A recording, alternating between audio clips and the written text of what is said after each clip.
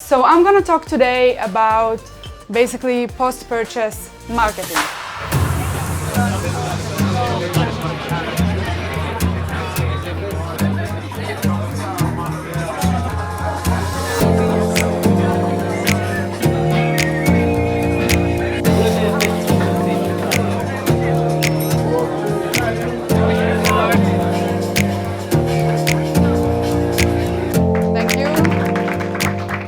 Hi everyone, thanks for coming. Like Chen said, I'm Ruth and I am the co-founder of Stelio Apps, and ReConvert is our most well-known app. Now, how many of you, by raise of hands, actually do post-purchase marketing? After the customer buys? Awesome, I see you there. That's great.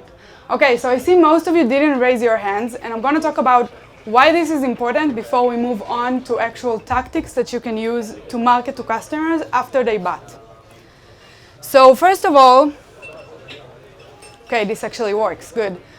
First of all, for those of you who don't know, customers who buy for the second time tend to buy 5 times more than customers who buy for the first time, and customers who buy for the third time buy 7 times more.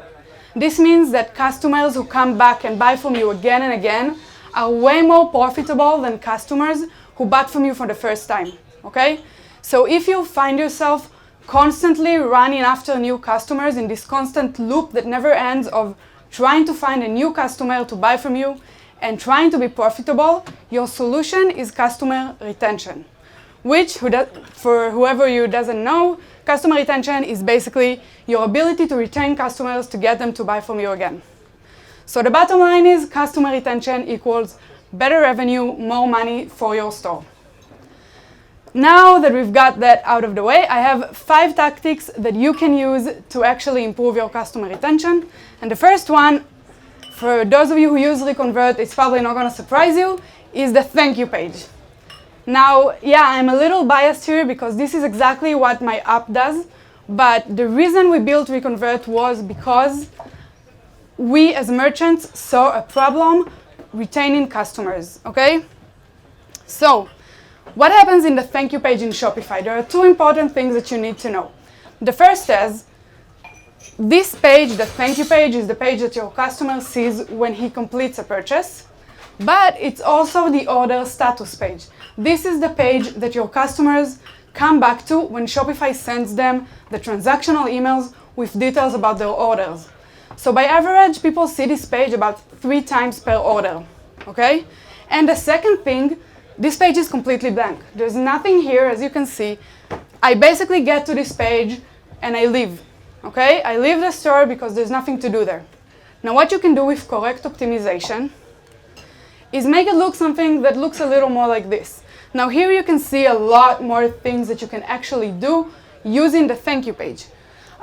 Customer who comes to a page like that is not thinking, okay, now I need to leave, I finished. He's thinking, wait, there's some cool offers here, there's some things to look at, and he might actually stay in your store. So in general, there are 3 things you want to do in the thank you page. The first thing that everyone cares about, that everyone wants to do, is to upsell and to get people to buy again. So in this page, you can see we have some product recommendations. I don't have a way to point, but you can see it. We have a scrollable product recommendations and also a product upsell widget up there. And these widgets get customers to buy directly from this page. The second thing you want to do is give your customers information. Now here we have an FAQ section where your customers can actually get answers to questions that they might have, and a video where you can give them some more information. And then lastly, you want to collect information about the customer. So we have a post-purchase survey here, and we also have a product comments section where you can get information from your customers. And this information you will be able to use in the future in marketing, in post-purchase marketing in the future, okay? This is the thank you page. Let's move on to the next point. So distribution lists. I'm sure you're all using distribution lists, and there's a reason I'm not saying emailing list here, because we're not just talking about email, we're talking about SMS, Facebook Messenger, push notifications. You should be using all of them each customer will want to communicate with you in a different channel. So just like David said, be omni-channel, okay? Let your customers talk to you in whatever way they want. So what can you do with distribution lists for customers who already purchased from you? First of all, we have customer activation, sorry. So if a customer purchased and then didn't come back for like a month, you might want to send him an email saying, hey, we missed you, here's a discount, come back and buy again. Second is holidays, and of course, Cyber Monday, Black Friday, we all know about them. So you want to use these holidays, but you might also want to use some more national holidays. If most of your customers are from Brazil, then maybe you want to target them with a national holiday that is relevant to Brazil, okay? Birthdays, it's another thing, by the way, that you can collect on the thank you page, and you can send out birthday campaigns. This is similar to holidays, but the cool thing here is it's more personal. Okay, this month I personally have a birthday, and I have some clubs, like membership cards for some stores here in Israel that I'm definitely going to buy from because they give me a discount. So the same thing works online. Your customer wants to buy with a discount, especially when it feels like a discount that is unique to them. Product launches, of course, are a good opportunity, especially for a customer who already bought, because you know what this customer likes. He already bought from you. So now you can use that and actually let him know, hey, we have a new product, come and buy. You are getting a special price. Only our existing customers will get this discount, or maybe there's a stock issue and you want to give them early access. And then lastly, educational emails. Now here, not everyone should do that. You should only do it if you feel comfortable enough to create informational blog posts or emails about your niche, something that would actually interest your customers, okay? You can share your own information here, and you can also share outside information, maybe a YouTube channel that you think they would like. This is really good for brand building, okay? This goes beyond just marketing. This is where you connect with your customers without selling to them. This is what will make them fans of your brand. Okay, next one is transactional emails. Now, I separated these from marketing emails for a really good reason. Transactional emails are different. First of all, they have a much higher open rate than marketing emails, okay? So in Shopify, similar to the thank you page, they send out your transactional emails by default, and these emails are pretty blank, okay? There's nothing there. The customer sees it, get a link back to the order status page, and that's it. What you want to do with these emails is actually turn them into an upsell opportunity. You can see here an email from Walmart, and this is just a good example of an email that has some links in the header. Sorry, it's a little blurred, but you can get the idea. You have some links in the header. You have all the information because this is a transactional email, so you want to give the information to the customer. And you have some upsells related to this purchase on the side. And this is really powerful. Use these emails that customers are actually opening and reading to also upsell them. You can do it with product recommendations. You can do it with a discount. Whatever you want, test it out and see what works best with your customers. Some of the things that I would recommend adding to these emails are, first of all, obviously, customize them to fit your colors. Also customize the language. If you're a very young and fun brand, don't leave it in a very formal language, okay? You want to change this language to actually fit your brand and your tone of voice. Second is product recommendations, just like I said. And of course, social media links. You want people to follow you, to stay in touch with you. Give them links to the relevant places where you communicate with customers.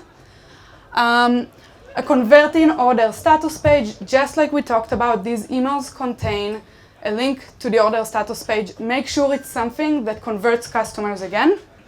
And say thank you again, because you can never say thank you enough for your customers and show them that you appreciate them. Now, as I said, Shopify by default send out these emails themselves, and it's pretty difficult to edit these emails, okay? So there's a few things you can do. You can switch to a different provider like Klaviyo that give you full control, but one email that Shopify will always send for you is the order confirmation email, okay? As far as I know, you can't really stop this email. I might be wrong here.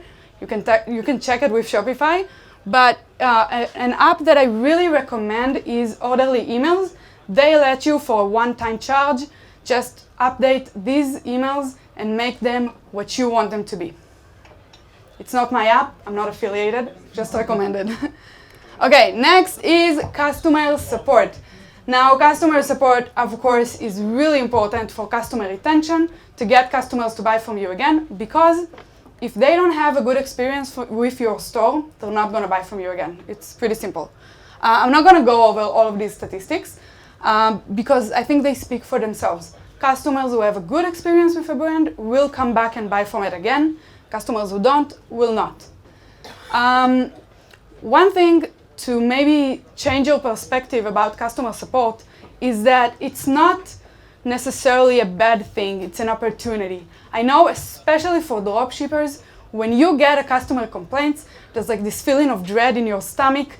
The order is late, the product is broken, I'm gonna get a refund, I'm gonna get a dispute. It's kind of a scary feeling and no one likes it. But what if you do a bit of a mindset switch and look at it as an opportunity to actually connect with your customer, to get to know them on a more personal level. So you don't do support in a very strict, formal way. You actually talk to them like as a friend, let them know that you're there to help them and you'll solve the problem together for their benefits. When you do that, customers start to feel a little more connected to you and also more obligated, okay? They're gonna start feeling like they know this person they talk to, it's not just a faceless brand, and they want to be kind to this person they talk to because they help them. And then the last point, the one metric I want to stop on, is the 40% customers who say they want a voice support option for complicated cases. Now this is important because most of us tend to just leave it at a chatbot or a live chat support on our website. But customers actually don't necessarily prefer that. A lot of them do, but a lot of them don't. And this goes back to the omni-channel thing that we talked about. You want to give your customers all the available channels to actually talk to you, okay? So it's gonna be email, social media, voice, live chat, everything, okay? Now, I don't know if you noticed on the thank you page image before, but it was from my own store. And my main product is a pretty high ticket product, okay? It's almost $200 a piece. And from my experience, customers wanted to talk to someone before they actually put their credit card in a store that charges that much, okay? This is why we actually developed a new app called EasyCall, and this app allows you to create calls with your customers online, okay? It's a VoIP calling system, so basically your customer doesn't have to call a toll number or an international number and pay these international fees. Okay, and then, what? What is the name of the app? EasyCall. Okay, and then the last one is retargeting ads. Now, again, hopefully all of you are already using retargeting ads, but most people think about them for browse abandonment and cart abandonment. But they are an amazing tool for just existing customers to get them back to your store. So with retargeting ads, there's a few things I would focus on. First of all, you want to match them with your email promotions. All of these opportunities that I talked about for email promotions, like holidays, birthday, customer activation, these are all also good for retargeting ads. Use them and create campaigns around them. Second is to use dynamic ads. Dynamic ads allow you to actually market to your customers the products that they want based on their previous purchase and browsing history, so you don't have to constantly think about what products to put them. The platform does it for you. And then there's urgency. I hope everything's okay. Okay, maybe not. Okay, so the next one, it's okay. The next one is urgency, and urgency is a good tool for all of these tactics that we talked about. And this is just to give a time-limited offer so that your customers have an incentive to buy now and not just go home and think about it. We're back, good. And then the next one is upselling and cross-selling.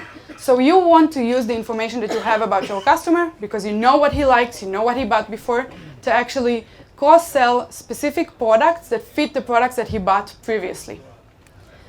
And then this is maybe the best tip I have for you for retargeting ads is to branch out of Facebook and Google. I'm not saying don't do Facebook and Google. Everyone do it for a good reason because these are good platforms. But there are a lot of platforms where you can get clicks and purchases way, way cheaper because less people are actually bidding on them. For example, Bing, Quora, Reddit. Use all of these platforms that your customers are probably at, or at least some of them, even if you personally don't use them. And then lastly, don't spam your customers, okay? I don't know how many of you don't have ad block on YouTube, but there are specific ads that I personally see at least 20 times a day, and I hate these ads. Honestly, I hate the voice of the people talking because I see them 20 times a day. Don't do this to your customers. You don't want them to hate you. You want them to see you everywhere, but not all the time. So limit your ads to the number of times a customer views this ad. And also, okay, I'm sorry, I'm done. And also, if your customer is seeing an ad a month and not even clicking on it and on viewing a video or engaging in it in any way, you're wasting money on this customer. So stop displaying this ad to this customer. Okay, this is it. Before we move on to questions, I just want to say the two apps that I mentioned, ReConvert and EasyCall, for the people here, we give you a 15% off. Just contact us if you want these apps and we'll give you the discount. Questions?